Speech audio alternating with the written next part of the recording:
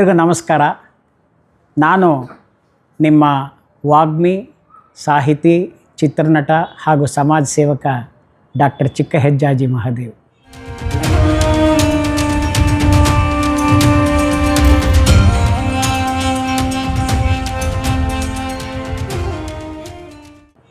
ಲಗ್ಗೆರೆ ಬೆಂಗಳೂರಿನಲ್ಲಿ ವಾಸ ಮಾಡ್ತಾ ಇದ್ದೇನೆ. ನಮ್ಮ ಹುಟ್ಟೂರು ಬೆಂಗಳೂರು ಗ್ರಾಮಾಂತರ ಜಿಲ್ಲೆ ದೊಡ್ಡಬಳ್ಳಾಪುರ ತಾಲೂಕಿನ ಚಿಕ್ಕ ಹೆಜ್ಜಾಜಿ.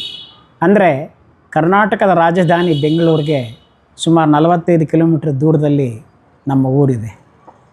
ನಮ್ಮ ತಂದೆ ಬಂದು ಶರಣ ಎನ್ ಸಿದ್ಧಲಿಂಗಯ್ಯನವರು, ಲೇಟ್ ಅವರು. ನಮ್ಮ ತಂದೆಯವರು ಇಲ್ಲ. ನಮ್ಮ ತಾಯಿ ಶರಣೆ ಸಿದ್ದಬಸಮ್ಮ ಅವರು ಕೂಡ ಈಗಿಲ್ಲ. ನಮ್ಮ ತಂದೆ ತಾಯಿ ತುಂಬ ಜ್ಞಾನಿಗಳು, ಜೊತೆಗೆ ತುಂಬ ಸಂಸ್ಕಾರವಂತರು, ತುಂಬ ಆಚಾರ ವಿಚಾರಗಳನ್ನು ಬಲ್ಲವರಾಗಿದ್ದವರು. ನಮ್ಮನ್ನು ಬಾಲ್ಯದಿಂದಲೂ ಕೂಡ ಬಹಳ ಪ್ರೀತಿಯಿಂದ ಬೆಳೆಸಿದ್ರು. ಅವ್ರಿಗೆ ಎಷ್ಟೇ ಕಷ್ಟ ಇದ್ದರೂ ಕೂಡ ನಮ್ಮ ವಿದ್ಯಾಭ್ಯಾಸಕ್ಕೆ, ನಮ್ಮ ನೋಡ್ಕೊಳ್ಳೋದ್ರಲ್ಲಿ ಎಲ್ಲೂ ಕೂಡ ನಮ್ಮ ತಂದೆ ತಾಯಿಗಳು ಲೋಪ ಮಾಡಲಿಲ್ಲ. ಹಾಗಾಗಿ ನಮ್ಮ ತಾಯಿ ತಂದೆಗಳನ್ನು ನಾನು ಪ್ರತಿದಿನ ಜ್ಞಾಪಿಸ್ಕೊಳ್ತೇನೆ. ಬೆಳಗ್ಗೆ ಎದ್ದ ಕೂಡಲೇ ನಾನು ಹಾಸಿಗೆಯಿಂದ ಎದ್ದ ಕೂಡಲೇ ಫಸ್ಟು ಅಮ್ಮ ಅಪ್ಪ ಅಂಥೇಳಿ ನಾನು ದೇವ್ರ ಜ್ಞಾಪಿಸ್ಕೊಂಡು ಹೇಳ್ತೇನೆ. ಅದು ಅಭ್ಯಾಸ ಆಗ್ಬಿಟ್ಟಿದೆ. ನಮ್ಮ ತಂದೆಯವರು ಒಬ್ಬ ರೈತರು, ತೋಟ ಗದ್ದೆ ಹೊಲ ಎಲ್ಲ ಇತ್ತು. ಜೊತೆಗೆ ಒಬ್ಬ ವ್ಯಾಪಾರಿ ಕೂಡ ಹೌದು. ಅದಲ್ಲದೆ ಅವರು ರಂಗಭೂಮಿ ನಟರು, ಚೆನ್ನಾಗಿ ಹಾಡೋರು. ಅವರಿಗೆ ಸಂಸ್ಕೃತ, ಇಂಗ್ಲೀಷು ಎಲ್ಲ ಭಾಷೆಗಳ ಪರಿಚಯ ಇತ್ತು ಅವ್ರಿಗೆ. ಹಾಗಾಗಿ ಅದು ನನ್ನ ಜೀವನದ ಮೇಲೆ ತುಂಬ ಪ್ರಭಾವ ಬೀರಿದೆ ಅಂತ ಹೇಳಲಿಕ್ಕೆ ಸಂತೋಷ ಆಗುತ್ತೆ. ಹಾಗೆಯೇ ನಮ್ಮ ತಾಯಿಯವರು ಶರಣೆ ಸಿದ್ದಬಸಮ್ಮ ಅವರು ಒಳ್ಳೆ ಸಂಗೀತಗಾರ್ತಿ, ಫಸ್ಟ್ ಕ್ಲಾಸಾಗಿ ಹಾಡೋರು. ನಮ್ಮ ತಾಯಿ ಹಾರ್ಮೋನಿಯಂ ಕೂಡ ನುಡಿಸೋರು. ಅವರು ಬಹಳ ಸೊಗಸಾಗಿರ್ತಕ್ಕಂಥ ಭಕ್ತಿಗೀತೆಗಳನ್ನು, ಭಜನೆಗಳನ್ನು, ಆಮೇಲೆ ಶರಣರ ವಚನಗಳನ್ನು, ತತ್ವಪದಗಳನ್ನು ತುಂಬ ಚೆನ್ನಾಗಿ ಹಾಡೋರು. ಅದು ನನಗೆ ಚಿಕ್ಕ ವಯಸ್ಸಿಂದನೂ ಕೂಡ ನನ್ನ ಜೀವನದಲ್ಲಿ ಬಹಳ ಪ್ರಭಾವ ಬೀರುತ್ತೆ. ನಮ್ಮ ಅಕ್ಕಂದಿರಿದ್ದರು, ಉಮಾದೇವಮ್ಮ ಮತ್ತು ಚಂದ್ರಕಾಂತ ಅಂತ. ಅವರು ಕೂಡ ಒಳ್ಳೆಯ ಗಾಯಕಿಯರು. ಈ ಎಲ್ಲ ಒಂದು ಸಂಸ್ಕಾರ ನನಗೆ ಒಂಥರ ರಕ್ತಗತವಾಗಿ ಬಂತು ಅಂತ ಹೇಳಲಿಕ್ಕೆ ಸಂತೋಷ ಆಗುತ್ತೆ. ಅದಾದ ನಂತರ ನಾನು ನಮ್ಮೂರಿನಲ್ಲಿದ್ದಾಗ ಬಾಲ್ಯದಿಂದಲೂ ಕೂಡ ರಂಗಭೂಮಿ ಅಂದರೆ ನಂಗೆ ಬಹಳ ಇಷ್ಟ. ನಮ್ಮೂರಲ್ಲಿ ಪೌರಾಣಿಕ ನಾಟಕಗಳನ್ನು ಆಡೋರು, ಐತಿಹಾಸಿಕ ನಾಟಕಗಳನ್ನು, ಸಾಮಾಜಿಕ ನಾಟಕಗಳನ್ನು ಆಡೋರು. ನಾವೇನು ಮಾಡ್ತೀವಿ, ಹುಡುಗರಿದ್ದಾಗ ಒಂದು ನಾಟಕದ ಪ್ರಾಕ್ಟೀಸ್ ಮನೆ ಇರ್ತಿತ್ತು. ಅಲ್ಲಿ ಹಾರ್ಮೋನಿ ಶಬ್ದ ಕೇಳಿಸ್ತು, ತಬಲ ಶಬ್ದ ಕೇಳಿಸ್ತು ಅಂದರೆ ನಾನು ಓಡೋಗಿ ಕೂತ್ಕೊಂಡ್ಬಿಡ್ತಿದ್ದೆ. ಇಲ್ಲಿ ದೊಡ್ಡವರೆಲ್ಲ ನಾಟಕ ಪ್ರಾಕ್ಟೀಸ್ ಮಾಡೋರು, ಅವನ ಕಡೆ ಕೂತ್ಕೊಳ್ಳೋದು, ಆ ಹಾರ್ಮೋನಿ ತಿದಿ ಹೊತ್ಕೊಳ್ಳೋದು, ಕೂತ್ಕೊಳ್ಳೋದು. ಯಾರು ಯಾವ ರೀತಿ ಹಾಡ್ತಾರೆ, ಯಾವ ರೀತಿ ಅಭಿನಯಿಸ್ತಾರೆ, ಅದು ಚಿಕ್ಕ ವಯಸ್ಸಿಂದನೂ ಕೂಡ ನನಗೆ ಮನಸ್ಸಲ್ಲಿ ತುಂಬ ಒಂದು ಉಳ್ಕೊಂಡ್ಬಿಡ್ತದೆ. ನನಗೂ ಕೂಡ ಬಾಲ್ಯದಿಂದಲೇ ರಂಗಭೂಮಿ ಪ್ರವೇಶ ಮಾಡಿದೆ. ಚಿಕ್ಕ ಹುಡುಗನಿದ್ದಾಗಲೇ ಕೂಡ, ಐ ಥಿಂಕ್ ಪ್ರೈಮರಿ ಸ್ಕೂಲಲ್ಲಿ ಇದ್ದಾಗಲೇ ರಂಗಭೂಮಿ ಪ್ರವೇಶ ಆಯಿತು. ನಮ್ಮೂರಲ್ಲಿ ನಾಟಕಗಳನ್ನು ಆಡ್ತಾಯಿದ್ರು. ಅದರಲ್ಲಿ ನಾವು ಚಿಕ್ಕ ಚಿಕ್ಕ ಪಾತ್ರಗಳನ್ನು ಬಾಲನಟರಾಗಿ ಶುರು ಮಾಡಿದ್ವಿ. ಅದಾದಮೇಲೆ ಸ್ಕೂಲ್ ಡೇಸ್, ಕಾಲೇಜ್ ಡೇಸಲ್ಲೆಲ್ಲ ನಾಟಕ ಅಭಿನಯಿಸ್ತಕ್ಕಂಥದ್ದು ಒಂದು ಪ್ರಾಕ್ಟೀಸ್ ಆಗೋಯಿತು. ಆಮೇಲೆ ನಮ್ಮೂರು ಚಿಕ್ಕ ಹೆಜ್ಜಾಜಿನಲ್ಲಿ 1ರಿಂದ 7ನೇ ತರಗತಿವರೆಗೂ ಸರ್ಕಾರಿ ಶಾಲೆ ಇದೆ, ಕನ್ನಡ ಮಾಧ್ಯಮ ಶಾಲೆ. ನಾನು ಸರ್ಕಾರಿ ಶಾಲೆಯಲ್ಲಿ ಓದಿದ್ದು, ಕನ್ನಡ ಮಾಧ್ಯಮದಲ್ಲಿ ಓದಿದ್ದು ಅಂತ ಹೇಳಲಿಕ್ಕೆ ಒಂದು ರೀತಿ ಹೆಮ್ಮೆ ಅನಿಸುತ್ತೆ. ನಾನು ಇಂಗ್ಲೀಷನ್ನು ಕಲಿತೆ, ಹಿಂದಿಯನ್ನು ಕಲಿತೆ. ನಮ್ಮೂರಲ್ಲಿ ತುಂಬ ಬ್ರಾಹ್ಮಿಣ್ಸು, ಬಹಳ ಬುದ್ಧಿವಂತರು, ಬಹಳ ವಿದ್ಯಾವಂತರು, ಬಹಳ ಸಂಸ್ಕಾರವಂತರು, ಬಹಳ ನೀತಿವಂತರು. ಅವರೆಲ್ಲರ ಪ್ರಭಾವ ನಮ್ಮ ಮೇಲಾಯಿತು. ನಮ್ಮೂರಿನಲ್ಲಿ ಎಲ್ಲ ಜಾತಿ ಜನಾಂಗದ ಜನ ಇದ್ದಾರೆ. ಎಲ್ಲರೂ ಕೂಡ ಪರಸ್ಪರ ಪ್ರೀತಿ ವಿಶ್ವಾಸದಿಂದ ಒಬ್ರಿಗೊಬ್ರು ಗೌರವ ಕೊಡ್ತಾ ಭಾಳ ಶಾಂತಿ, ಸಹನೆ, ಸಹಬಾಳ್ವೆಯಿಂದ ಇವತ್ತು ಕೂಡ ಬದುಕ್ತಾ ಇದ್ದಾರೆ. ಅದು ಹೇಳಲಿಕ್ಕೆ ಅತ್ಯಂತ ಸಂತೋಷ ಆಗ್ತದೆ. ನಮ್ಮೂರು ಚಿಕ್ಕ ಹೆಜ್ಜಾಜಿ ಹೇಗೆ ಬಂತು ಅಂದರೆ, ಒಂದು ದೊಡ್ಡ ಕೆರೆ ಇದೆ ನಮ್ಮೂರು ಪಕ್ಕದಲ್ಲಿ. ಅದು ಒಮ್ಮೆ ತುಂಬಿತು ಅಂದರೆ ಒಂದು 2-3 ವರ್ಷ ನಮ್ಮೂರು ಜನಗಳಿಗೆ ಬಡತನವೇ ಇರಲ್ಲ. ಪಕ್ಕದಲ್ಲೇ ಕೆರೆ ತೋಟ, ಅಲ್ಲಿ ನೋಡಿದ್ರೆ ನೀವು ಅಡಿಕೆ ತೋಟ, ತೆಂಗಿನ ತೋಟಗಳು, ಬಾಳೆ ಗಿಡ, ಸೊಪ್ಪು, ತರಕಾರಿ, ಹೂವು, ವಿಳೆದೆಲೆ ವಿಪರೀತ ಚೆನ್ನಾಗಿ ಬೆಳೀತಾರೆ. ಒಂದು ಸಮೃದ್ಧವಾದ ಊರು ನಮ್ಮ ಚಿಕ್ಕ ಹೆಜ್ಜಾಜಿ.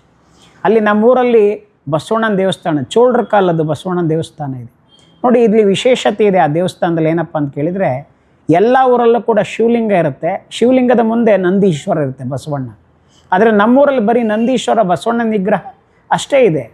ಆದರೆ ಲಿಂಗು ಎಲ್ಲಿದೆ, ಲಿಂಗವನ್ನು ಎಲ್ಲಿ ಸ್ಥಾಪನೆ ಮಾಡಿದ್ದಾರೆ ಶಿವಲಿಂಗವನ್ನು ಅಂತ ಹುಡುಕಾಡಿದಾಗ ದೇವಸ್ಥಾನದಲ್ಲಿ ಶಿವಲಿಂಗನೇ ಇಲ್ಲ.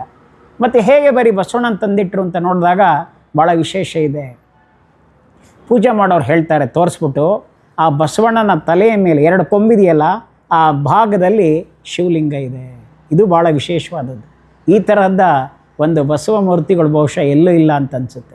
ಅದಕ್ಕೆ ನೋಡಿ ಸಿನಿಮಾದಲ್ಲಿ ಒಂದು ಹಾಡು ಬರೆದಿಲ್ಲ, ಶಿವನ ಹೊತ್ತ ಶಿವಭಕ್ತ ನಂದೀಶ ಅಂತಲೇ ಒಂದು ಹಾಡಿದೆ. ಶಿವನನ್ನು ಹೊತ್ತ ಶಿವಭಕ್ತ ನಂದೀಶ, ನಂದಿ ಅಂದರೆ ಬಸವಣ್ಣ ಅನ್ನೋ ಅರ್ಥದಲ್ಲಿ. ಹೀಗೆ ಚೋಳರಲ್ಲಿ ಕಾಲು ಕಟ್ಟಿದಂಥ ಊರು. ದೊಡ್ಡಬಳ್ಳಾಪುರ ಅಂದರೆ ಬಲ್ಲಾಳ, ವೀರಬಲ್ಲಾಳ, ಹೊಯ್ಸಳರ ವೀರಬಲ್ಲಾಳ ರಾಜ್ಯ ಭಾರ ಮಾಡ್ತಿದ್ದಂಥ ಒಂದು ಪ್ರದೇಶ ಆಗಿತ್ತು ನಮ್ಮ ದೊಡ್ಡಬಳ್ಳಾಪುರ. ಅದಕ್ಕೆ ದೊಡ್ಡಬಳ್ಳಾಪುರ, ಚಿಕ್ಕಬಳ್ಳಾಪುರ, ದೊಡ್ಡಬೆಳವಂಗ್ಲ, ಚಿಕ್ಕಬೆಳವಂಗ್ಲ, ದೊಡ್ಡ ಹೆಜ್ಜಾಜಿ, ಚಿಕ್ಕ ಹೆಜ್ಜಾಜಿ, ಅಲ್ಲಿ ಎರಡೆರಡು ಊರುಗಳಿದ್ದಾವೆ. ನಮ್ಮೂರಲ್ಲಿ 1000 ಮನೆ ಇದೆ, ಎಲ್ಲ ರೈತಾಪಿ ವರ್ಗ. ಈಗೆಲ್ಲ ಭಾಳ ವಿದ್ಯಾವಂತರಾಗಿದ್ದಾರೆ. ನಮ್ಮೂರಲ್ಲಿ ಡಾಕ್ಟರ್ಸ್ ಇದ್ದಾರೆ, ಇಂಜಿನಿಯರ್ಸ್ ಇದ್ದಾರೆ, ಪೊಲೀಸ್ ಆಫೀಸರ್ಸ್ ಇದ್ದಾರೆ, ಪ್ರೊಫೆಸರ್ಸ್ ಇದ್ದಾರೆ, ಡಾಕ್ಟ್ರೇಟ್ ಮಾಡೋರು ಇದ್ದಾರೆ. ಊರು ಚಿಕ್ಕದಾದರೂ ಕೂಡ ಬಹಳ ಬುದ್ಧಿವಂತ ಜನ, ವಿದ್ಯಾವಂತ ಜನ ನಮ್ಮೂರಿನವರು ಅಂತ ಹೇಳಲಿಕ್ಕೆ ಅತ್ಯಂತ ಹೆಮ್ಮೆ ಅನಿಸುತ್ತೆ. ಪಕ್ಕದಲ್ಲಿ ದೊಡ್ಡ ಹೆಜ್ಜಾಜಿ ಕೆರೆ ಈ ಭಾಗದಲ್ಲಿ. ಆಮೇಲೆ ಪಕ್ಕದಲ್ಲಿ ಅದಾದ ನಂತರ ನಾನು 1 to 7th ಸ್ಟ್ಯಾಂಡರ್ಡ್ ನಮ್ಮೂರಲ್ಲಿ ಓದಿದೆ. ಪ್ರೈಮರಿ ಸ್ಕೂಲ್ ಮುಗೀತು. ಹೈಸ್ಕೂಲ್ ಪಕ್ಕದಲ್ಲೇ ಒಂದು 2.5-3 ಕಿಲೋಮೀಟ್ರ್ ಆಗುತ್ತೆ, ದೊಡ್ಡಬೆಳವಂಗಲ ಅಂತ. ಅಲ್ಲಿ ಗೌರ್ಮೆಂಟ್ ಹೈಸ್ಕೂಲ್ ಇದೆ, ಬಹಳ ದೊಡ್ಡ ಸ್ಕೂಲ್ ಅದು. ನಾವೆಲ್ಲ ಓದ್ತಿದ್ದಾಗ ಆ ಶಾಲೆಯಲ್ಲಿ ತುಂಬ ಪ್ರಖ್ಯಾತರು, ಬುದ್ಧಿವಂತರು ಓದಿದಂಥ ಶಾಲೆ. ಅಕ್ಕಪಕ್ಕದಲ್ಲಿ ಚಿಕ್ಕಬೆಳವಂಗ್ಲ, ದೊಡ್ಡಬೆಳವಂಗ್ಲ, ಹುಲ್ಕಂಟೆ, ದೊಡ್ಡ ಹೆಜ್ಜಾಜಿ, ಸುತ್ತಮುತ್ತಲ 16 ಹಳ್ಳಿಯ ವಿದ್ಯಾರ್ಥಿಗಳು ಕೂಡ ಅಲ್ಲಿ ಬರ್ತಾಯಿದ್ರು. ಅಂಥ ದೊಡ್ಡ ಶಾಲೆಯಲ್ಲಿ ನಾವು ಓದಿದ್ವಿ. ಅಲ್ಲೂ ಕೂಡ ಕನ್ನಡ ಮಾಧ್ಯಮದಲ್ಲೇ ಓದಿದೆ ನಾನು. ಅಲ್ಲೂ ಕೂಡ ಜೊತೆಗೆ ಸರ್ಕಾರಿ ಶಾಲೆಯಲ್ಲೇ ಓದಿದೆ. ಅದಾದ ನಂತರ ಮುಂದೇನು SLC ಆಯಿತು. ನಾನು 1ನೇ ತರಗತಿಯಿಂದ SLCವರೆಗೂ ಟಾಪರ್ ನಾನು. ಸುಮಾರು ಪ್ರಶಸ್ತಿಗಳು ಬಂದಿದೆ ನನಗೆ. ಏನೇ ಸ್ಪರ್ಧೆಗಳಿರಲಿ, ಒಂದು ಕಬಡ್ಡಿ ಇರ್ಬೋದು, ಒಂದು ವಾಲಿಬಾಲ್ ಇರ್ಬೋದು, ಒಂದು ಆಟೋಟ ಸ್ಪರ್ಧೆ ಇರ್ಬೋದು, ಯಾವತ್ತೂ ಕೂಡ ಮಂಚೂಣಿಯಲ್ಲಿ ಇರ್ತಿದ್ದೆ ನಾನು. ಅದಾದಮೇಲೆ ಸ್ಕೂಲಲ್ಲಿ ಏನೇ ಸ್ಪರ್ಧೆಗಳಿರಲಿ, ಕಂಠಪಾಠ ಸ್ಪರ್ಧೆ, ವಚನ ಗಾಯನ ಸ್ಪರ್ಧೆ, ಭಾವಗೀತೆ ಸ್ಪರ್ಧೆ, ಭಕ್ತಿಗೀತೆ ಸ್ಪರ್ಧೆ, ನಾಟಕ ಅಭಿನಯ, ಯಾವುದೇ ಒಂದು ಸ್ಪರ್ಧೆ ಇರಲಿ ತಪ್ಪದೇ ಭಾಗವಹಿಸ್ತಿದ್ದೆ ನಾನು. ಹಲವಾರು ಆ ಕಾಲದಲ್ಲೇ ನಮಗೆ ಬಹುಮಾನಗಳು ಬರ್ತಾಯಿದ್ವು. ನಮ್ಮ ಮಾಸ್ಟರ್ಗಳು ಹಾಗಿದ್ದರು, ತುಂಬ ಚೆನ್ನಾಗಿ ಚರ್ಚಾ ಸ್ಪರ್ಧೆಗಳು ಏರ್ಪಡಿಸೋರು. ನಾವು ಅಲ್ಲೇ ಮಾತಾಡೋದೆಲ್ಲ ಕಲ್ತಿದ್ದು ಹೇಳಬೇಕಂದ್ರೆ. ಆಶುಭಾಷಣ ಸ್ಪರ್ಧೆ, ಪಿಕ್ ಆ್ಯಂಡ್ ಸ್ಪೀಕ್ ಇರ್ತಿತ್ತು. ಒಂದು ಚೀಟಿ ತಗೊಳ್ಳೋದು, ಅದ್ರ ಬಗ್ಗೆನೇ ಇನ್ಸ್ಟಂಟಾಗಿ ತಲೆಯಲ್ಲಿ ವಿಚಾರ ತೊಗೊಂಡು ಮಾತಾಡಬೇಕು. ಅದು ಭಾಳ ಜಾಣ್ಮೆ ಬೇಕಾಗತ್ತೆ ಅದಕ್ಕೆ. ಅದಾದ ನಂತರ ಚರ್ಚಾ ಸ್ಪರ್ಧೆಗಳಲ್ಲಿ ಪರ ವಿರೋಧವಾಗಿ ಮಾತಾಡೋದು. ಒಳ್ಳೊಳ್ಳೆ ಸ್ಪರ್ಧಾಳುಗಳು ಕೂಡ ಇದ್ದರು ನಮ್ಮ ಶಾಲೆಯಲ್ಲಿ. ಹೆಣ್ಮಕ್ಳಾಗಲಿ ಗಂಡು ಮಕ್ಕಳಾಗಲಿ ಎಲ್ಲರೂ ಕೂಡ ಒಳ್ಳೆ ಸ್ಪರ್ಧೆ ಕೊಡ್ತಾಯಿದ್ರು ನಮಗೆ. ಅದರಿಂದ ನಮ್ಗೆ ಏನಾಯ್ತು ಅಂದರೆ ಸ್ಪರ್ಧಾತ್ಮಕ ಮನೋಭಾವ ಬಾಲ್ಯದಿಂದಲೇ ಬಂತು. SLC ಮುಗೀತು. ಮುಂದಕ್ಕೆ ಏನು ಮಾಡಬೇಕೀಗ, ಎಲ್ಲಿ ಹೋಗಬೇಕು? ನಮ್ಮ ತಂದೆಯವರು ನನ್ನನ್ನು ಶ್ರೀ ಸಿದ್ಧಗಂಗಾ ಕ್ಷೇತ್ರಕ್ಕೆ ಕರ್ಕೊಂಡೋದ್ರು. ಸಿದ್ಧಗಂಗಾ ಮಠದಲ್ಲಿ ನಾನು ಇಲ್ಲಿ ಕಾಲೇಜಿಗೆ ಸೇರಿಕೊಂಡೆ. ನಾನು ಫಸ್ಟು TCH ಅಂತಿತ್ತು, ಟೀಚರ್ ಸರ್ಟಿಫಿಕೇಟ್ ಹೈಯರ್ ಗ್ರೇಡ್ ಅಂತ. ಅದನ್ನು ಮಾಡಿದೆ. ಇಡೀ ಸಿದ್ಧಗಂಗಾ ಸಂಸ್ಥೆ TCH ಕಾಲೇಜ್ಗೆ I was the topper. First ಬಂದೆ ನಾನು, ಡಿಸ್ಟಿಂಕ್ಷನ್ ಪಾಸ್ ಆದೆ. ಆಗ ನಮ್ಮ ತಂದೆಯವರು ಹೋಗಿ ಅಲ್ಲಿರ್ತಕ್ಕಂಥ ನಮ್ಮ TCH ಕಾಲೇಜ್ ಸೂಪರ್ಡೆಂಟ್ ಹತ್ರ ಒಂದು ಲೆಟ್ರ್ ಇಸ್ಕೊಂಡು ನನ್ನ ಬಗ್ಗೆ, ಅದಾದಮೇಲೆ ಅಲ್ಲಿ ಶಾಲೆ HM ಹತ್ರ ಹೋಗಿ ಮಾತಾಡಿ, ಅದಾದ ನಂತರ ಶಿವಕುಮಾರ ಸ್ವಾಮೀಜಿಯವ್ರು ಭೇಟಿ ಮಾಡಿ, ನಮ್ಮ ಮಗನಿಗೆ ಇಲ್ಲೇ ಒಂದು ಕೆಲಸ ಕೊಡಬೇಕು ನೀವು ನೋಡಿ. SLC 16 ವರ್ಷಕ್ಕೆ ಮುಗೀತು, 18 ವರ್ಷಕ್ಕೆ TCH ಮುಗೀತು. ನಾನು 19ನೇ ವರ್ಷಕ್ಕೇ ಪ್ರೈಮರಿ ಸ್ಕೂಲ್ ಟೀಚರಾಗಿ ಕೆಲಸಕ್ಕೆ ಸೇರಿಕೊಂಡೆ. ನಾನೇ ದುಡಿಲಿಕ್ಕೆ ಶುರು ಮಾಡಿದೆ. ನಮ್ಮ ತಂದೆಯವ್ರಿಗೆ ಸ್ವಲ್ಪ ಅಷ್ಟೊತ್ತಿಗೆ ವಯಸ್ಸಾಗಿತ್ತು ಪಾಪ. ಅವರಿಗೆ ಒಂದು ಕಣ್ಣಿನ ಸಮಸ್ಯೆ ಕೂಡ ಇತ್ತು. ನಮ್ಮ ತಾಯಿಯವ್ರಿಗೆ ವಯಸ್ಸಾಗಿತ್ತು, ನಮ್ಮ ಅಕ್ಕಂದ್ರಲ್ಲಿ ಲಗ್ನ ಆಗಿತ್ತು. ಈಗ ಮುಂದಕ್ಕೆ ಓದಬೇಕಲ್ಲ. ನನಗೆ ಅತ್ಯಂತ ನೆರವು ನೀಡಿದ್ದು, ಶಕ್ತಿ ಕೊಟ್ಟಿದ್ದು, ಆರ್ಥಿಕ ಸಹಾಯ ಮಾಡಿದ್ದು ಅಂದರೆ ಶ್ರೀ ಸಿದ್ಧಗಂಗಾ ಮಠ. ಪರಮ ಪೂಜ್ಯ ಶಿವಕುಮಾರ ಸ್ವಾಮೀಜಿಗಳು ಮತ್ತು ಮಠದಲ್ಲಿರ್ತಕ್ಕಂಥ ಎಲ್ಲ ಶ್ರೀಗಳು ನನಗೆ ನೆರವಾದರು ಕೂಡ. ಅಲ್ಲಿರ್ತಕ್ಕಂಥ ಎಲ್ಲ ಟೀಚರ್ಸ್ ಜೊತೆ ಬಹಳ ಪ್ರೀತಿ ವಿಶ್ವಾಸದಿಂದ ಇದ್ವಿ. ಮಠದಲ್ಲಿ ನಾನು ಸಂಸ್ಕೃತ ಕಲಿತೆ, ವೇದ ಕಲಿತೆ, ಅಲ್ಲಿ ಕಾವ್ಯ, ಸಾಹಿತ್ಯ, ಕನ್ನಡ ಪಂಡಿತ್ತು, ಇದೆಲ್ಲ ಮಾಡಿಕೊಂಡೆ ನಾನು. ಕನ್ನಡ ಪಂಡಿತ್ ಕೂಡ ಒಂದು ಡಿಗ್ರಿ, ಅದು ಈಕ್ವಲೆಂಟ್ ಟು ಡಿಗ್ರಿ. ಅದು ಕನ್ನಡ ಪಂಡಿತಲ್ಲಿ 4 ವರ್ಷ ಕೋರ್ಸು, ಜೂನಿಯರ್ ಸೀನಿಯರ್ ಅಂತ. ಅಲ್ಲಿ ಸಂಸ್ಕೃತ ಓದಬೇಕು, ಹಳಗನ್ನಡ, ನಡುಗನ್ನಡ, ಹೊಸಗನ್ನಡ ಎಲ್ಲ ಓದಬೇಕು. ಅದೆಲ್ಲ ಓದ್ಕೊಂಡ್ವಿ. ನಮಗೆ ಒಂದು ಒಳ್ಳೆ ಫೌಂಡೇಶನ್, ನಾವೇನು ಕರಿತೇವೆ ಅಸ್ಥಿವಾರ ಅಂತೀವಲ್ಲ, ಆ ಒಂದು ಚೆನ್ನಾಗಾಯಿತು ನಮಗೆ. ಅದಾಗಿದ್ದರಿಂದನೇ ನಮಗೆ ಆಮೇಲೆ ಸಿದ್ಧಗಂಗಾ ಮಠ ನನಗೆ ಅತ್ಯಂತ ಪ್ರಭಾವ ಇರೋದೇನಪ್ಪ ಅಂದರೆ, ಅಲ್ಲಿ ಮಠದ ಮೇಲ್ಗಡೆ ಸಿದ್ಧಲಿಂಗೇಶ್ವರರ ಕ್ಷೇತ್ರ ಇದೆ, ದೇವಸ್ಥಾನ. ಸಿದ್ಧಗಂಗಮ್ಮ ಇದ್ದಾರಲ್ಲಿ, ಅಲ್ಲಿ ಪುಣ್ಯಕ್ಷೇತ್ರ ಅದು. ನಾನು ಪ್ರತಿದಿನ ಬೆಳಗ್ಗೆ 4:15 ಗಂಟೆಗೆ ಎದ್ದು ಹೋಗಿ ತಣ್ಣೀರಲ್ಲಿ ಸ್ನಾನ ಮಾಡಿ ಅಲ್ಲಿ ಸಿದ್ಧಲಿಂಗೇಶ್ವರರಿಗೆ ವೇದ ಹೇಳ್ತಕ್ಕಂಥದ್ದು, ಪೂಜೆ ಮಾಡ್ತಕ್ಕಂಥದ್ದು ಅದೆಲ್ಲ ಮಾಡಿದ್ವಿ ನಾವು. ವೇದ, ಸಂಸ್ಕೃತ, ಹಳಗನ್ನಡ ಎಲ್ಲ ಓದ್ತಕ್ಕಂಥ ಅವಕಾಶ ಸಿಕ್ತು ನನಗೆ. ವಿದ್ಯೆಗೆ ಅತ್ಯಂತ ಹೆಸರುವಾಸಿಯಾದ ಕ್ಷೇತ್ರ ಸಿದ್ಧಗಂಗಾ ಮಠ. ಒಳ್ಳೊಳ್ಳೆ ಶಿಕ್ಷಕರಿದ್ದಾರಲ್ಲಿ, ಒಬ್ಬರಿಗಿಂತ ಒಬ್ಬರು ಬುದ್ಧಿವಂತರು. ಸ್ವಾಮೀಜಿಯವರು ಅಲ್ಲಿ ಪ್ರತಿದಿನ SLC ಮಕ್ಕಳು ಇಂಗ್ಲೀಷ್ ಪಾಠ ಮಾಡೋರು. ನಾವು ಅದೆಲ್ಲ ನೋಡ್ತಾ ಇದ್ವಿ. ನನಗೆ ಇಂಗ್ಲೀಷ್ ಮೇಲೆ ವ್ಯಾಮೋಹ ಇತ್ತು. ಕನ್ನಡದ ಜೊತೆಗೆ ಇಂಗ್ಲೀಷ್ ಮೇಲೆ ನನಗೆ ವ್ಯಾಮೋಹ ಇತ್ತು. ಕಲಿಬೇಕು, 4-5 ಭಾಷೆಗಳನ್ನು ಕಲಿಬೇಕು ಅಂತ. ಕನ್ನಡ, ತೆಲುಗು, ತಮಿಳು, ಹಿಂದಿ, ಇಂಗ್ಲೀಷು, ಸಂಸ್ಕೃತ ಈ ಎಲ್ಲ ಭಾಷೆಗಳನ್ನು ಕಲಿತಕ್ಕಂಥದ್ದನ್ನು ನಾನು ಚಿಕ್ಕ ವಯಸ್ಸಿಂದನೇ ಅಭ್ಯಾಸ ಮಾಡಿಕೊಂಡೆ. ಅದು ನಂಗೆ ತುಂಬ ಸಹಾಯ ಆಯಿತು ಮುಂದೆ ಬರ್ತಾ ಇದ್ದು.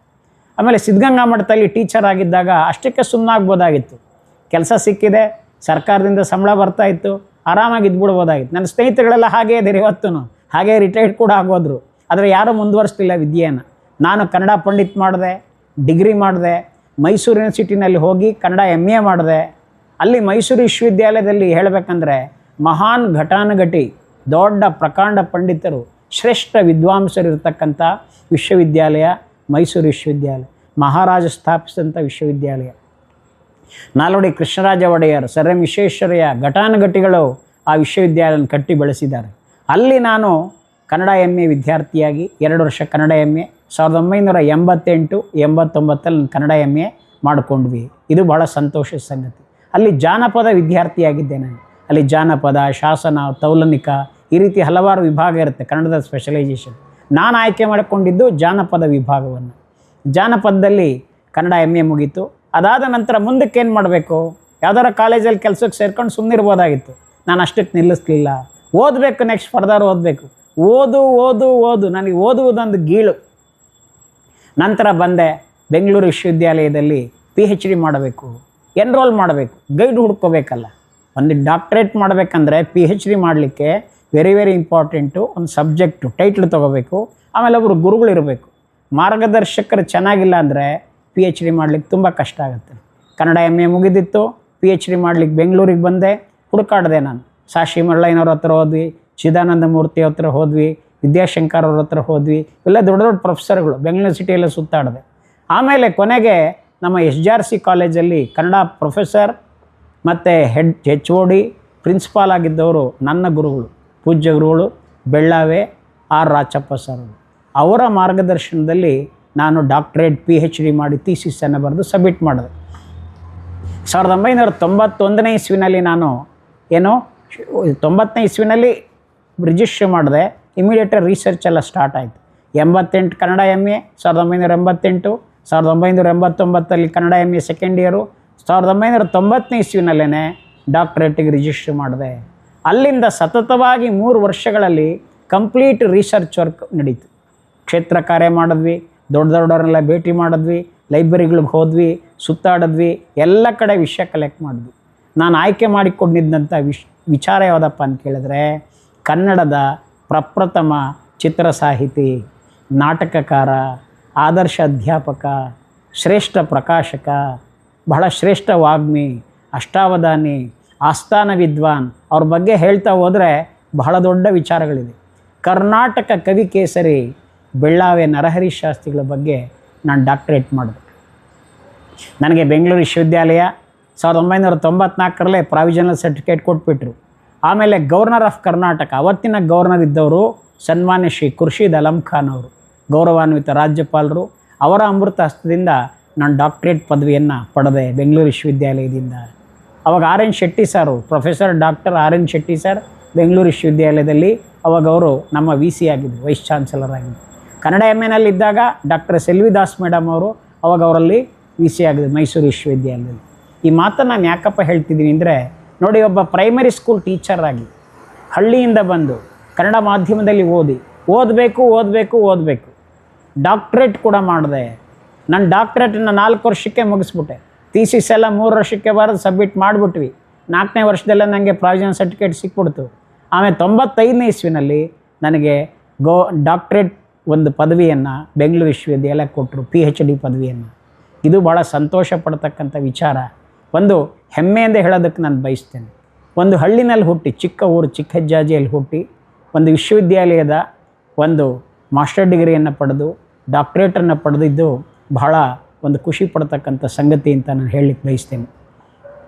ಅದಾದಮೇಲೆ ಬೆಂಗಳೂರಿಗೆ ಬಂದ ಮೇಲೆ ನಾನು ಮೊದಲಿದ್ದಾಗಲೇ ಪ್ರೈಮರಿ ಸ್ಕೂಲ್ ಟೀಚರ್ ಆಗಿದ್ದೆ.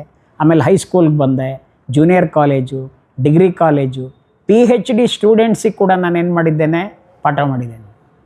ಎಲ್ಲ ಹಂತ ಹಂತವಾಗಿ ಆಯಿತು. ಬೆಂಗಳೂರಿನಲ್ಲಿರ್ತಕ್ಕಂಥ ಬಹುದೊಡ್ಡ ಕಾಲೇಜುಗಳಲ್ಲಿ ನಾನು ಕೆಲಸ ಮಾಡಿದೆ. ಬೆಂಗಳೂರಿಗೆ ಬಂದ ಕೂಡಲೇ ಜಗಜ್ಯೋತಿ ಬಸವೇಶ್ವರ ಡಿಗ್ರಿ ಕಾಲೇಜಲ್ಲಿ ಕೆಲಸ ಮಾಡಿದ್ವಿ ರಾಜಾಜಿನಗರದಲ್ಲಿ. ಅದಾದಮೇಲೆ ಪಕ್ಕದಲ್ಲಿ ಸ್ವಲ್ಪ ದಿವಸ KLEನಲ್ಲಿದ್ದೆ. ಅದಾದ ನಂತರ ನಾನು ಯುನೈಟೆಡ್ ಮಿಷನ್ ಕಾಲೇಜಲ್ಲಿದ್ದೆ, ವಿವೇಕಾನಂದಲ್ಲಿದ್ದೆ, ಮರಿಯಪ್ಪ ಕಾಲೇಜಲ್ಲಿದ್ದೆ, ಹಲವಾರು ಕಾಲೇಜುಗಳಲ್ಲೆಲ್ಲ ಕೆಲಸ ಮಾಡಿದ್ವಿ. ಕೊನೆಗೆ ನಾನು ಸೆಟ್ಲಾಗಿದ್ದು ಅಂದರೆ Shri Aurobindo college, Shri Aurobindo first grade college for women, ಅಲ್ಲಿ ಕನ್ನಡ ವಿಭಾಗದ ಮುಖ್ಯಸ್ಥನಾಗಿ ಒಂದು ಅಪಾಯಿಂಟ್ಮೆಂಟ್ ಆಯಿತು. 1997ನೇ ಇಸ್ವಿಯಿಂದ ನಿರಂತರವಾಗಿ ಕೆಲಸ ಮಾಡಿದೆ ಶ್ರೀ ಅರಬಿಂದೋ ಕಾಲೇಜಲ್ಲಿ. ಅದೊಂದು ಖಾಸಗಿ ಸಂಸ್ಥೆ, Rajajinagar education society. Doctor MC Modi ಕಣ್ಣಾಸ್ಪತ್ರೆ ಹಿಂಭಾಗದಲ್ಲೇ ಇದೆ. ಇವತ್ತು ಕೂಡ ಮಹಾಲಕ್ಷ್ಮೀಪುರದಲ್ಲಿ, ತಮಗೆಲ್ಲ ಗೊತ್ತಿರುತ್ತೆ ವಿಚಾರ ಅದು.